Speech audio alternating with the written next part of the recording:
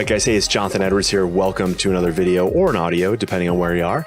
But listen, a disclaimer, as always, I work with aspiring athletes and their families. These are families who've got big athletic dreams and they're really go for it. My advice is geared towards them. So with that in mind, some of that advice may not rub you the right way if you are not as kind of into it or committed. If you aren't willing to take 100% responsibility for your athletic experience, if you're going to blame coaches, blame the weather, blame something other than yourself, it probably isn't the advice for you. So if you're going to hang out, that's fine. Leave appropriate comments where necessary. But again, just a little disclaimer, this advice isn't for everybody. So thanks for watching. Thanks for listening. Let's get started. Emma Raducanu, if I'm saying that right. Emma Raducanu. I love that. If I'm saying it right, I could say it all day. Okay.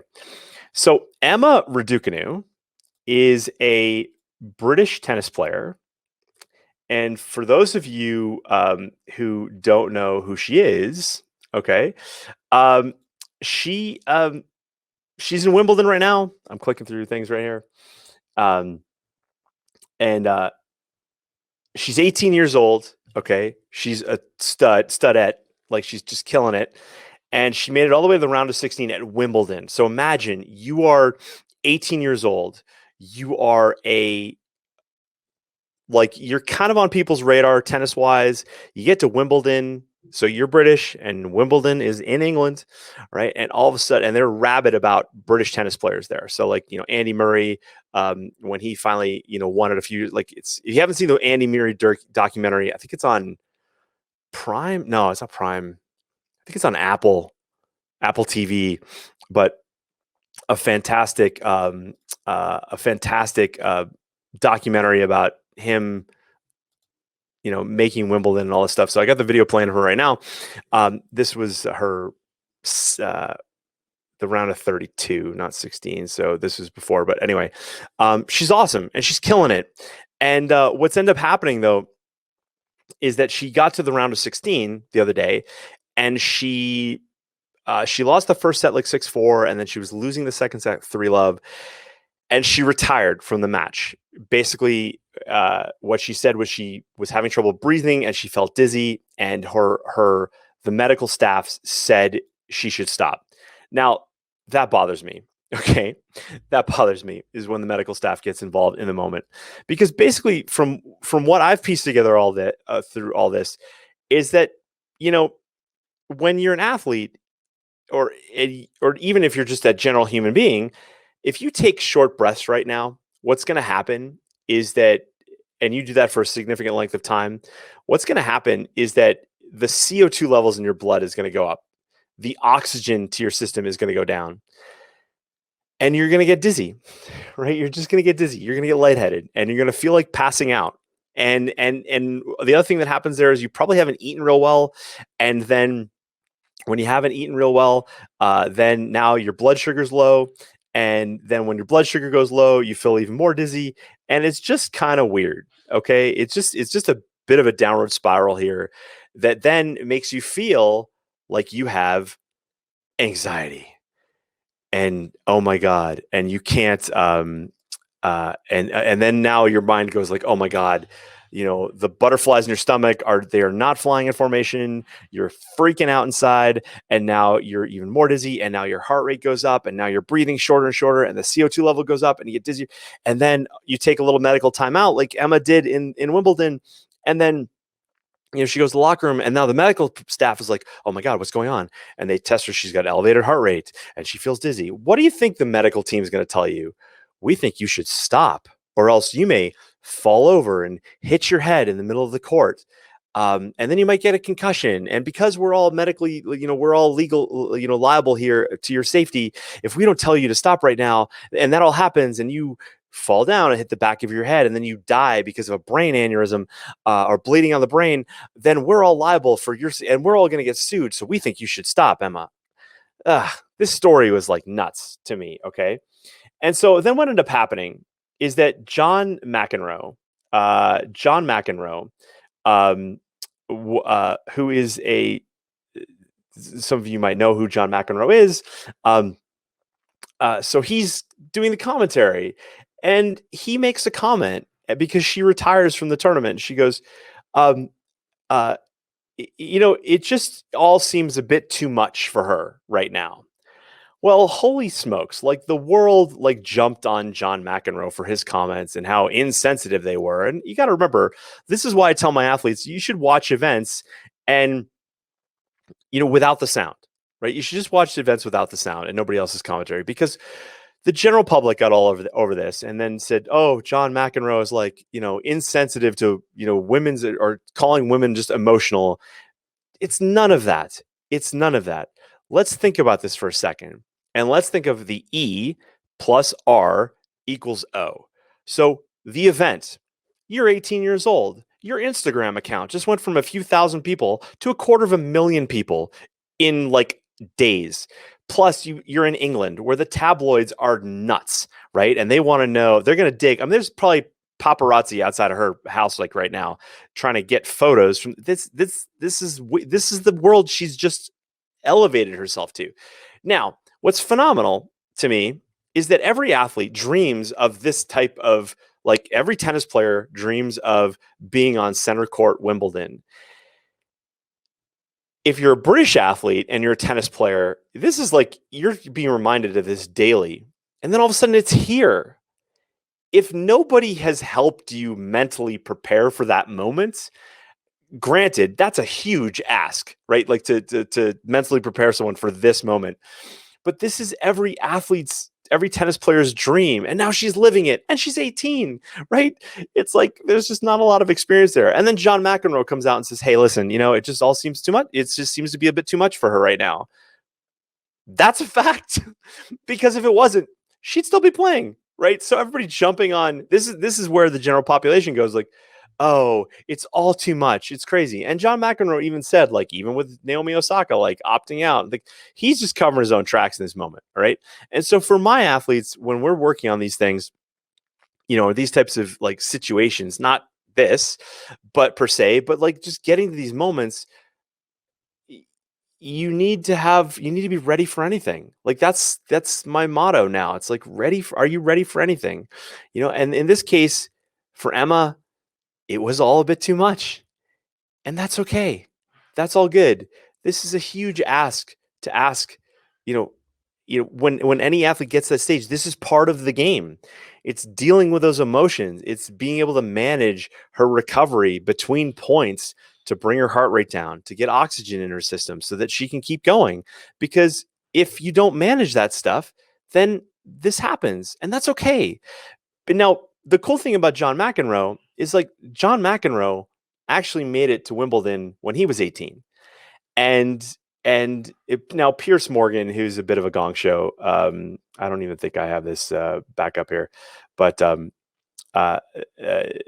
this is where. Well, let me scroll back here, see if Pierce Morgan. Because Pierce Morgan is a jerk because he handled this how, like, you're not supposed to handle it. So he goes, "McEnroe told the truth. Mrs. Raducanu's a talented player, but couldn't handle the pressure and quit when she was losing badly." That's not true. She wasn't losing that badly. I mean, that's a lame comment from him. Okay. Not, quote, brave, just a shame. If I were her, I'd tell my fans to stop abusing McEnroe and seek his advice on how to toughen up and become a champion like he was. And so as harsh as that was, it's, from a fan perspective, the fans don't fully get this. They don't understand all the parts and pieces. That's why they are on their couch watching television and she's out there competing, right? And that's why my advice is for those athletes, right?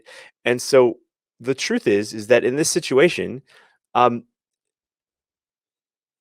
Emma needed more support to help her manage this. And this is a very unique situation. Like, you're 18 years old. It's Wimbledon. It's your home country. It's a big deal, right? It's a massive deal. And I don't know what her Instagram followers are now, but when this all of a sudden becomes so real, as a young athlete, all this stuff is a dream, but then it becomes really real. And that can be overwhelming, but it doesn't have to be. And that's the lesson that we want people to take. So Pierce Morgan, yeah, he's a jerk. But what John McEnroe said is true. it was all too much. Now, this is her response, okay? And this is, I think, important for athletes to understand. She goes, "Hi, guys. I wanted to let everyone know that I'm feeling much better this morning. First up, I want to congratulate Isla, who she was competing against, on an incredible performance. And I'm sorry our match ended the way it did. I was playing the best tennis of my life," right? That's a cool story. In front of an amazing crowd this week. And I think the whole experience caught up with me, which is what John McEnroe said yesterday, just for the record. Okay. At the end of the first set, after some super intense rallies, elevated heart rate, a lot of it, a lot of work, I started to breathe heavily and felt dizzy. Okay.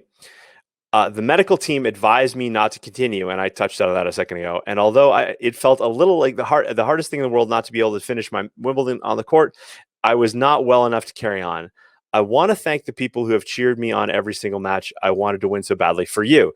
Right. So that last little comment talks about just some of the pressure that she felt that she was putting on herself, that she was heaping on herself from other people. And that's a very common thing for athletes is to think that, I have all these people who want me to do well. And that's true. And when you're 18, you're going to heap more of that pressure on yourself than maybe a more seasoned vet who understands like it's all part and parcel, right?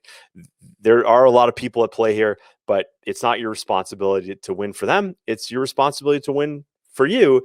And winning is a byproduct of managing all these little things in between. And it's what the irony here is that of all the people that she didn't want to let down, those people didn't help her to prepare for this moment. See how that goes, right? So as much as an athlete, we want to take 100% responsibility. In this case, she needs to go and be like, okay, how could I have managed that better? Because then next year, when she was in Wimbledon, she's going to need those tools. Now, we would have loved for her to have those tools right now, but she didn't. For whatever reason, she didn't.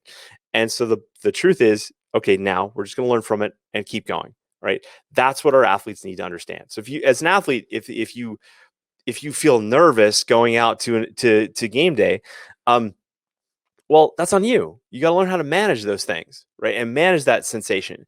And the idea is like the goal is not to operate. And this is what I was poorly taught when I was an Olympian. The goal is not to try to get to a feeling where you have no nerves. It's learning how to perform with those nerves, like Sha'Carri Richardson.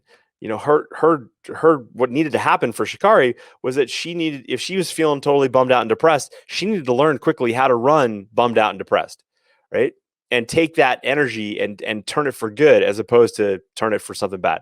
So for Emma here, and this, I feel bummed. I'm bummed for her because it would have been great to see her keep going.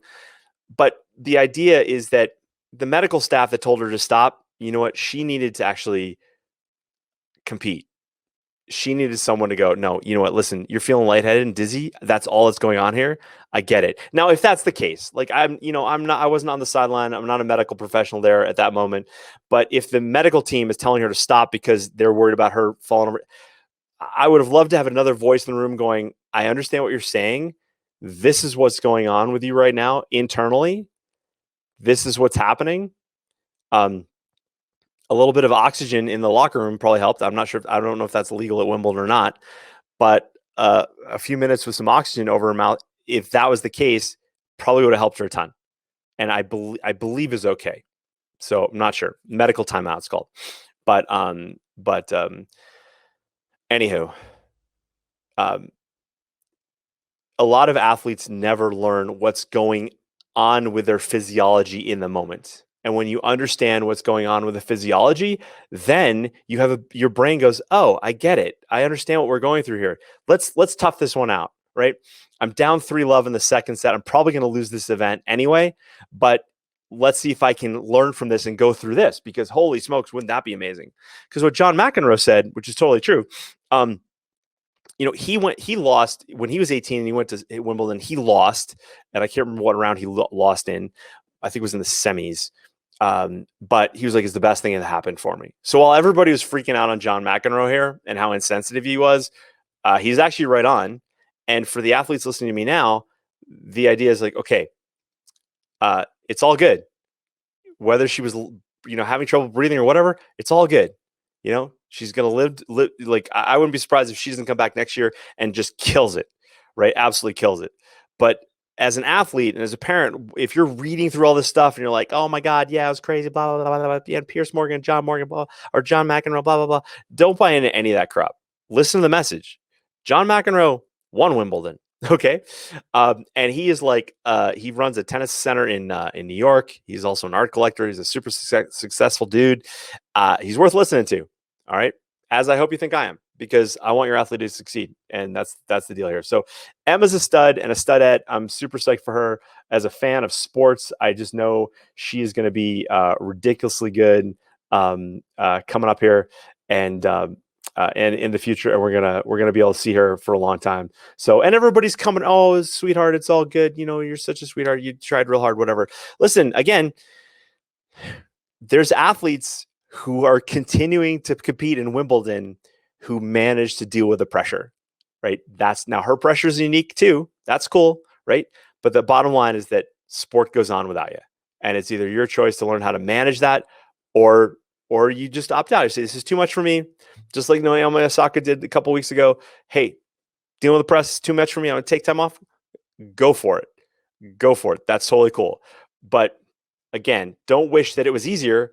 Wish that you were better, right? Because that's the reality of sport. It's the reality of life. All right. So there you go.